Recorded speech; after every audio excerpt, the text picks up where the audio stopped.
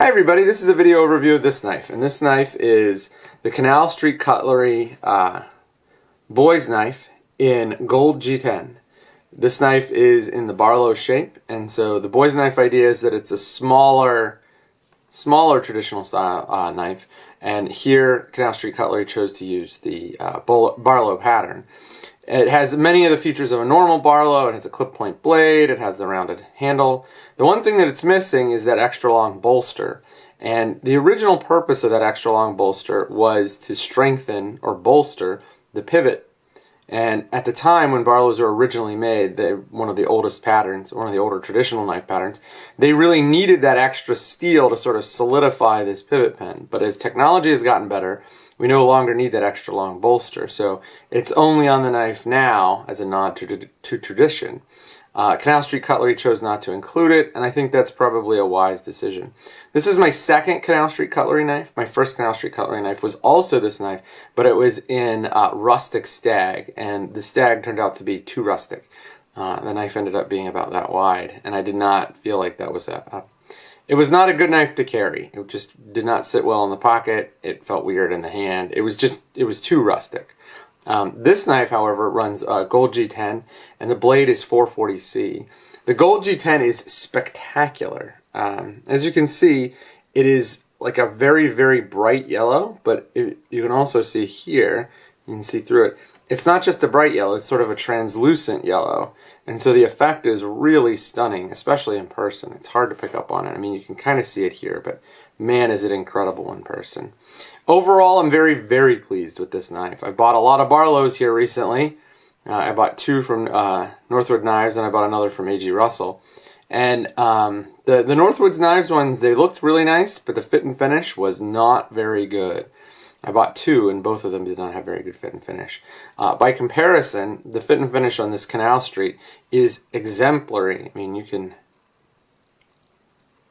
know the pivot or the pins are so smooth they do not catch your finger.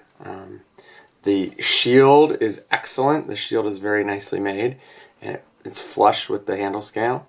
The bolsters are very nice. The transition is incredibly smooth. And as you can see, there's a limited edition number. That's one of the reasons why I wanted to get this video out so soon, is these are limited editions and they're available only through A.G. Russell Knives. A couple other things that I really liked about this knife.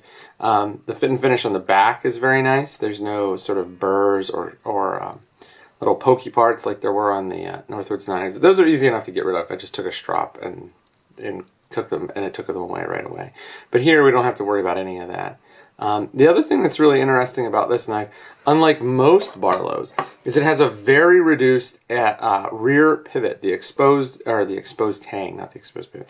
The exposed tang here is very, very minimal, so it's extremely pocket friendly. Going in, coming out, it's just very, very nice. So compare, for example, the exposed tang on the Northwoods Knives. Barlow. And you can quite easily hit it with your thumb. This one you kind of have to aim for it.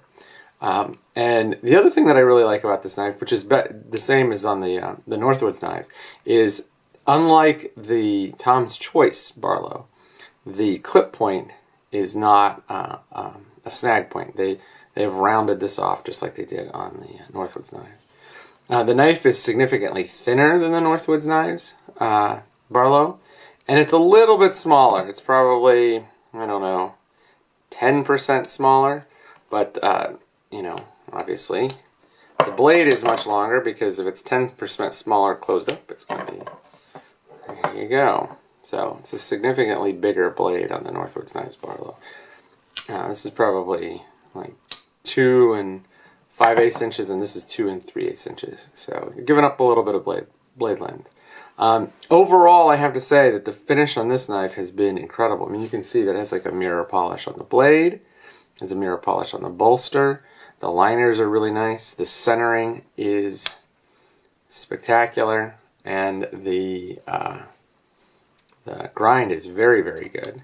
The other knife that I'd compare it to is this knife, and this is the A.G. Russell medium Barlow. And even though it has a exposed rear tang, everything else about this knife is really good. Fit and finish was great. The lock is awesome. I actually prefer this knife over the Barlow from Northwoods knives, given the fit and finish issues.